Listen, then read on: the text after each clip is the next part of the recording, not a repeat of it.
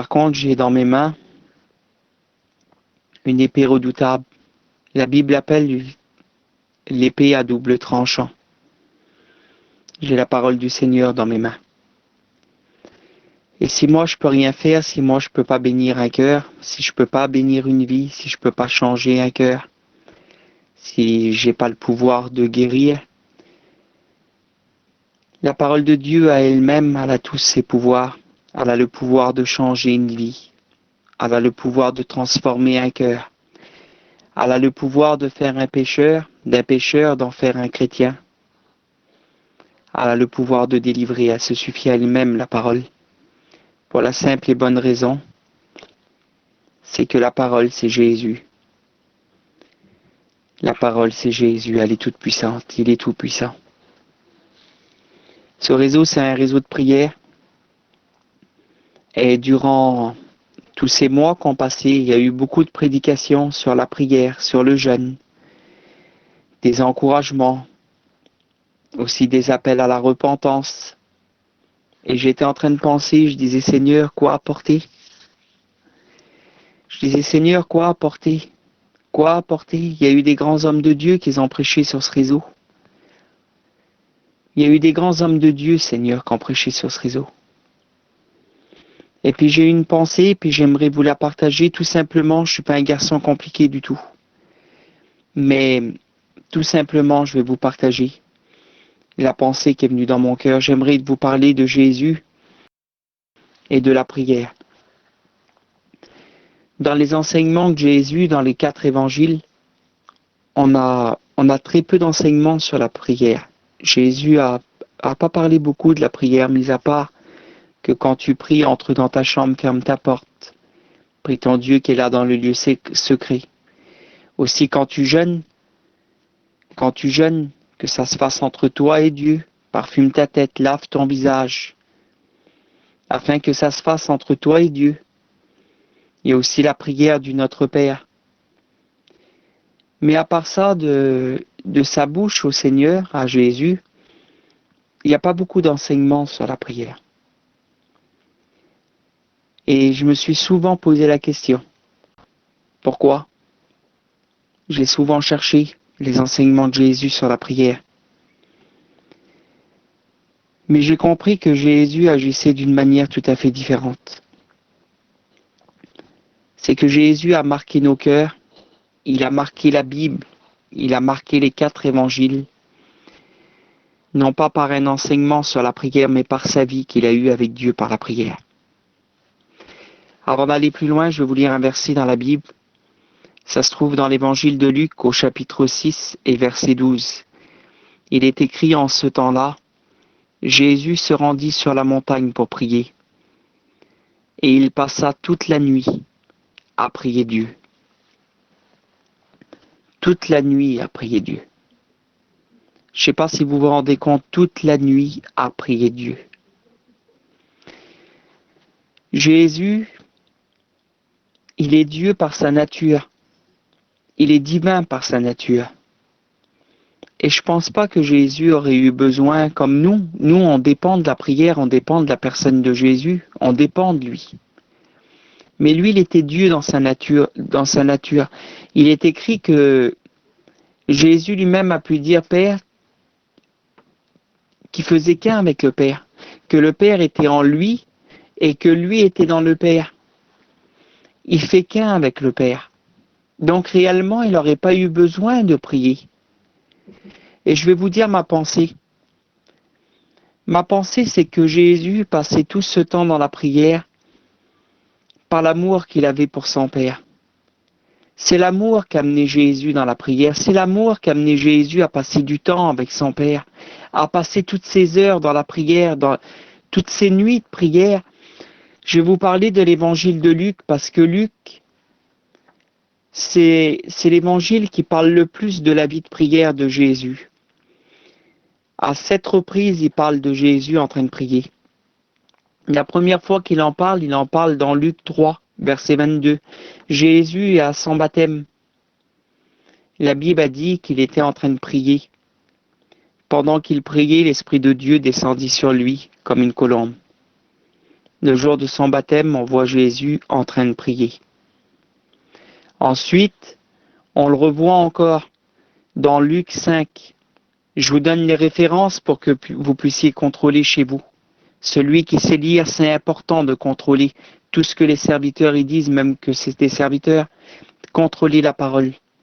La Bible a dit que dans Luc chapitre 5, verset 16, il vient juste d'y avoir une pêche miraculeuse et il y a eu la guérison d'un lépreux.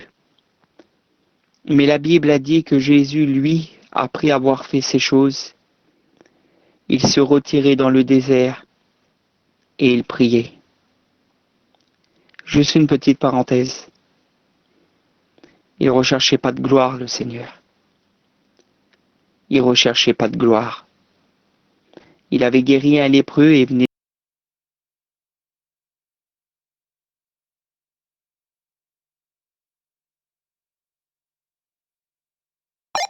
Il y avait une pêche miraculeuse, mais Jésus n'a pas recherché la gloire. Il s'est mis à part. Il allait dans les déserts et il priait, dit la Bible. On voit aussi dans Luc, donc chapitre 6, verset 12, le verset que je viens de vous lire. Jésus passe toute la nuit à prier. Luc 9, Jésus prie avec ses disciples. Luc 9 encore, verset 27. Jésus emmène Pierre, Jacques et Jean sur le haut de la montagne. Et quand il prie, il fut transfiguré devant eux.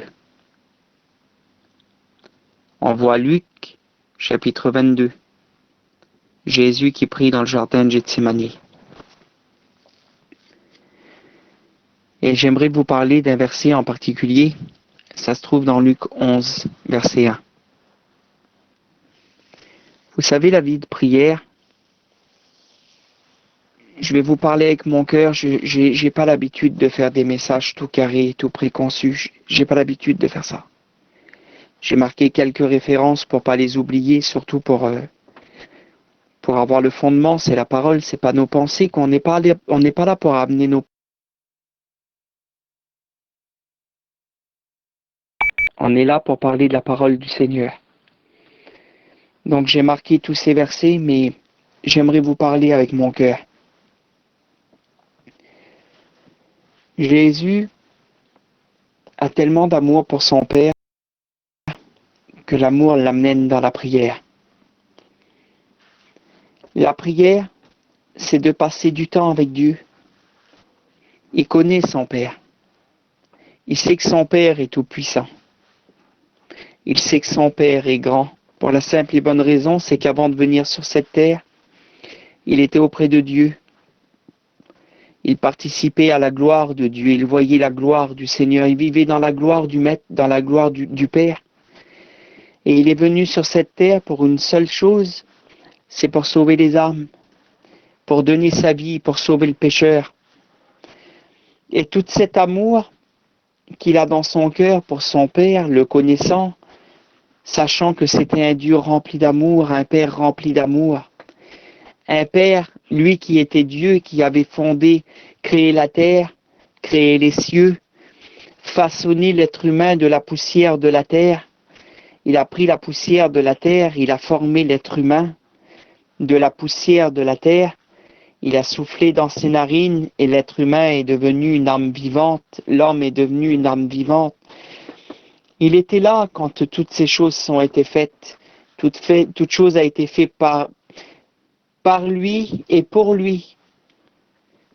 Donc il connaît bien la puissance du Créateur. Et il aime son Père.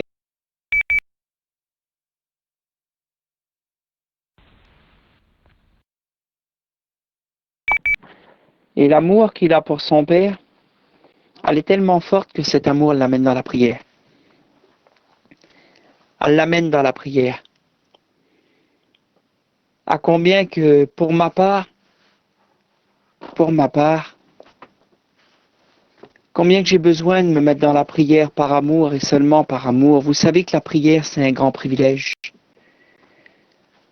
De passer du temps avec Dieu, c'est un grand privilège. C'est pas une tâche religieuse. De venir se prosterner devant Dieu, c'est pas un devoir. Si on le fait comme un devoir et si on le fait comme un acte religieux, comme quelque chose qu'on doit faire parce qu'on est des chrétiens, c'est normal que la prière, elle est lourde pour nous. C'est normal que de prier 5 minutes, ça paraît une éternité, parce que c'est pas par amour qu'on vient dans ces cas-là. C'est pas par obligation, parce qu'on est des chrétiens, puis il y a une journée ou 2 jours qu'on n'a pas prié, donc il faut prier, parce qu'on est des chrétiens, puis on a raison. Mais il faut changer notre façon de voir les choses. On a eu beaucoup d'enseignements sur la prière et surtout sur ce réseau, sur Zélo. Il y a eu des grands hommes de Dieu, il y a eu des anciens qui ont pris la parole et qui nous ont parlé de la prière.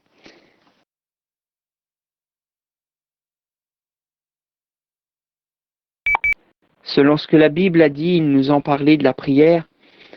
Mais le modèle par excellence, ça a toujours été et ça sera toujours Jésus. Jésus nous montre qu'est-ce qu'est la prière. Jésus nous montre qu'est-ce qu'est la prière à un point que Jésus a marqué l'esprit des disciples. C'est qu'un jour, dans Luc 11, il vient un homme vers lui, un disciple. Voyant la vie de prière de Jésus, en voyant que Jésus, quand il guérit les malades, quand il y a la pêche miraculeuse et quand le lépreux est guéri, Jésus ne recherche pas de gloire, mais il s'en va dans les déserts et il prie. À plusieurs reprises, il est écrit que Jésus montait sur la montagne pour prier. Il voit le maître passer des nuits dans la prière. Il voit le maître passer des heures dans la prière. Et certainement qu'il y a eu beaucoup d'autres moments qui ne sont pas écrits dans l'évangile de Luc. Parce que vous savez, il y a un verset dans la Bible qui dit que si on devrait écrire tout ce que Jésus avait fait, on n'aurait pas assez de toutes les bibliothèques du monde. On pourrait écrire des centaines et des centaines de livres si on écrirait tout ce que Jésus a fait. Donc certainement que cet homme, il a vu le maître prier pendant des heures, des heures, des heures. Il était témoin de la vie de prière de Jésus. Et en voyant la vie de prière du maître, il est frappé dans son esprit parce qu'il se rend compte que lui, c'est tellement dur pour lui de venir et de faire ses tâches religieuses, de venir se prosterner devant Dieu. Tout est religieux parce que la Bible, elle le demande de passer du temps avec Dieu. Elle nous encourage à passer du temps avec Dieu. Mais lui, en voyant la vie du Maître, en voyant la vie de Jésus, il est frappé de plein fouet dans son cœur. À quel point qu'il vient devant le Maître et qu'il lui dit, Seigneur, enseigne-nous à prier comme Jean l'a enseigné à ses disciples. Il est frappé de la vie de prière de Jésus. Il est frappé de la vie de prière du Maître. Vous savez, ça m'est déjà arrivé, moi, dans le lieu où j'ai grandi, il y avait un homme de Dieu à Montreuil, là-bas. Et c'était un ancien, maintenant il n'est plus de ce monde, il s'appelait le Chat. C'était un homme de prière. C'était un homme que quand il venait chez nous, la présence de Dieu, elle était tellement forte sur lui qu'elle émanait de son visage. Si vous allez à Montreuil, dans le 93, il est connu de toutes les familles là-bas à Montreuil, cet homme-là. Il a marqué les esprits des gens. Il a marqué la vie des gens, qu'ils soient chrétiens ou pas chrétiens. Ceux qui se convertissent aujourd'hui à Montreuil, ils parlent toujours du Chat. Ils parlent toujours du Chat.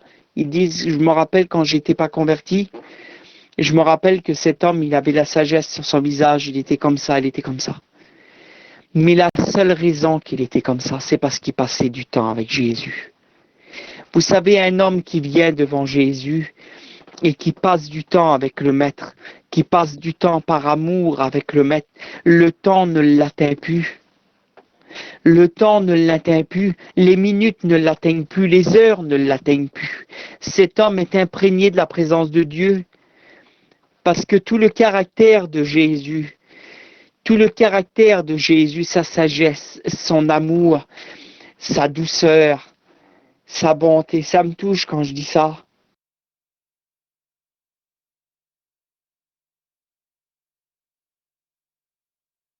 Toutes ces qualités que le Maître a, toutes ces qualités, toute cette douceur, toute cette sagesse, toute cette intelligence, tout ce savoir-faire, quand on vient devant lui rempli de problèmes, que nos problèmes c'est comme un sac de nœuds, impossible à résoudre, et quand on vient devant le Maître, passer du temps avec lui, quand on répand nos cœurs, tout devient clair dans notre esprit et tout s'arrange en une seconde parce qu'il est rempli de sagesse, il est rempli d'intelligence. Il sait résoudre les problèmes les plus difficiles, il est rempli de sagesse. Quand on vient auprès du Seigneur, sa douceur, elle est tellement, tellement flagrante, la douceur du Maître, que même quand on fait mal, il n'est pas là avec une épée à nous juger, il n'est pas là comme un juge, non. Il nous dira toujours la vérité. Si on a mal fait, il ne va pas nous donner raison, il n'appellera jamais le mal bien, le Seigneur. Mais sa particularité au Seigneur, c'est qu'il nous encouragera toujours à aller plus loin. Et quand vous rencontrerez un homme de prière ou une femme de prière, il appellera jamais le bien mal et le mal bien. Non, il dira toujours la vérité, mais il condamnera pas. Il poussera toujours à aller de l'avant. Et vous savez pourquoi? C'est pas parce que son cœur il est bon, non. L'homme n'est pas bon de lui-même. Le cœur de l'homme, c'est un buisson d'épines. Il n'y a rien de bon dans l'homme. Vous savez pourquoi qu'il est comme ça? C'est parce qu'il passe tellement de temps avec le Maître que le caractère du Maître déteint sur lui. Voilà ce qu'est la prière. Mais la prière nous amène aussi, j'aimerais vous le lire, et je vais terminer là-dessus. Vous savez où c'est qu'elle nous emmène la prière? Je suis touché ce soir parce que passer du temps avec le Seigneur, c'est les plus belles minutes qu'on peut passer dans notre journée. Je vous ouvre mon cœur, je ne veux pas venir devant Dieu par habitude et je ne veux pas venir devant Dieu comme un devoir parce que je suis un chrétien et puis parce que je sais.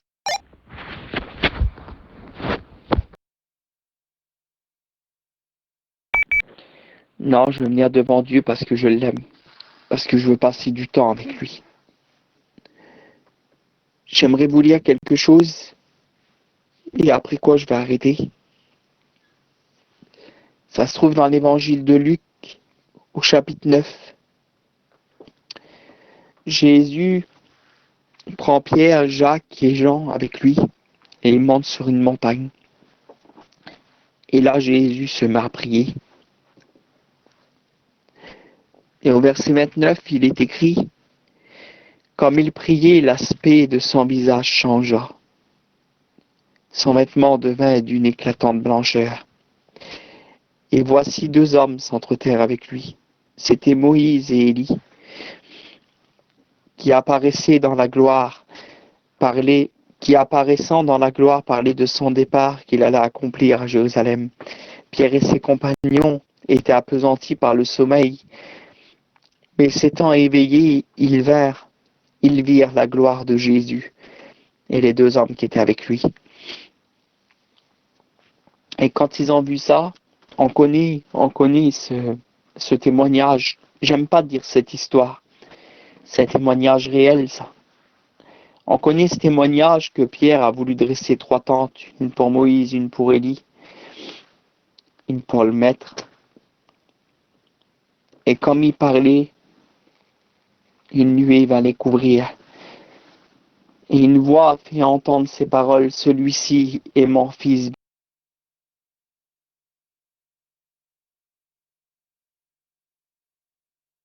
Quand la voix se fit entendre, Jésus se trouva seul. Il est le Fils de Dieu. Et laissez-moi vous dire que l'homme qui se met à part, l'homme qui suit le modèle par excellence, l'homme qui suit Jésus sur les pas de la prière, l'homme qui sait abandonner tous les problèmes qu'il y a et monter sur les hauteurs de la montagne, l'homme qui suit Jésus dans la prière, il vivra des choses que les autres ne connaissent pas. Il vivra des moments de gloire en Dieu. Il verra la gloire du Maître. Il verra la gloire du Maître. Et j'aimerais vous dire que on supplie Jésus parce qu'on a des malades dans nos familles. On supplie Jésus parce qu'on a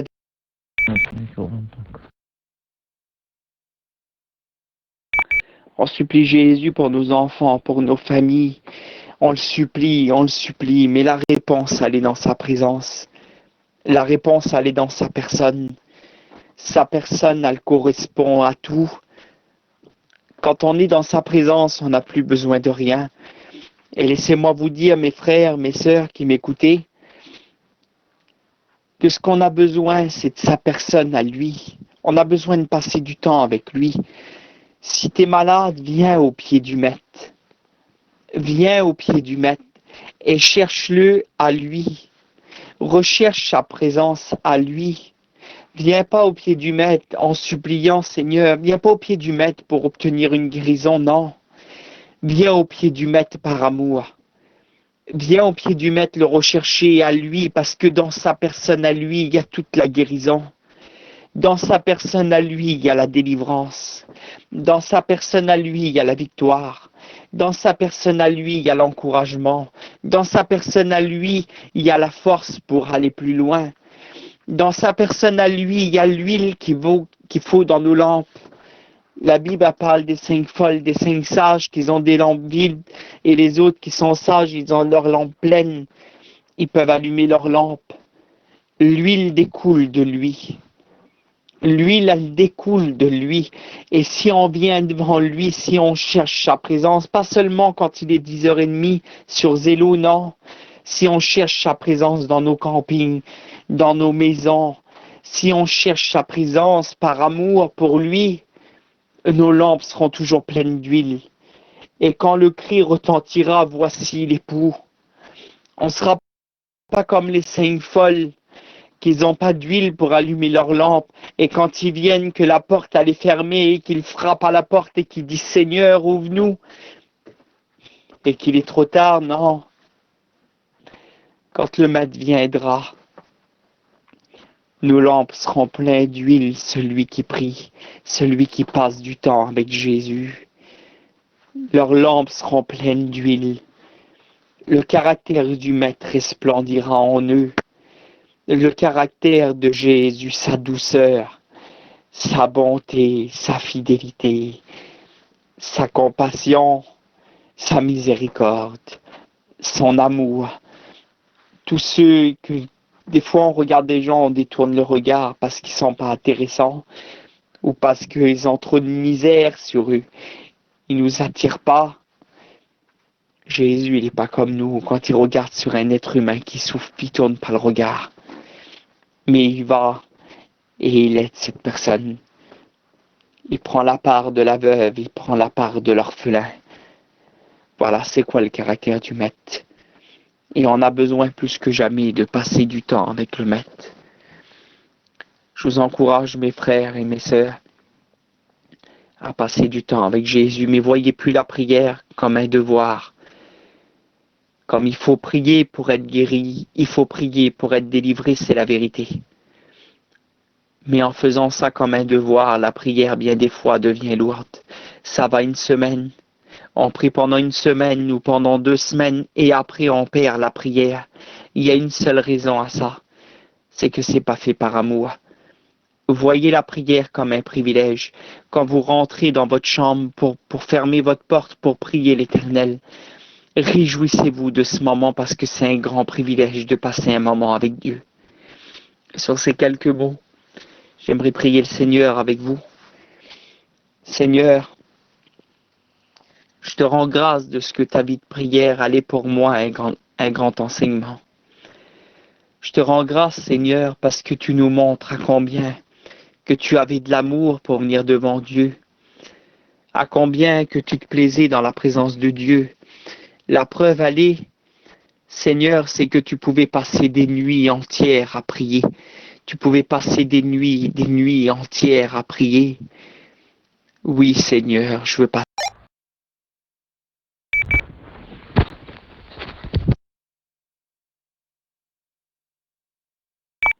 Nous voulons passer du temps avec toi, Seigneur. Nous voulons t'aimer, Seigneur. Nous voulons venir devant toi que par amour. Je te demande rien, Seigneur. Je veux juste chercher à toi, chercher ta personne à toi. C'est tout ce que j'ai besoin, Seigneur, parce que dans ta personne, il y a tout. Dans ta personne, il y a tout, Seigneur. Dans ta personne, il y a tout. Il y a le pardon des péchés dans ta personne parce que tu as payé pour le péché. Il y a la guérison parce que ton corps a été meurtri pour la guérison, Seigneur. Seigneur, il y a la délivrance en toi parce que tu es tout-puissant. Seigneur, il y a la réponse à nos questions. Seigneur, il y a la réponse à nos problèmes. Tu es tellement sage et intelligent, Seigneur. Mon âme te loue pour tout. Que toute la gloire te revienne, bénis mes frères, mes sœurs. Seigneur, donne-nous à aimer la prière. Donne-nous à aimer passer du temps avec toi parce que c'est ça la prière. La prière, c'est passer du temps avec toi, c'est de te parler, Seigneur. Mon âme te loue. Mon âme te rend gloire et grâce, Seigneur. Merci encore pour cette soirée. À toi l'honneur et à toi la gloire, Seigneur. Amen.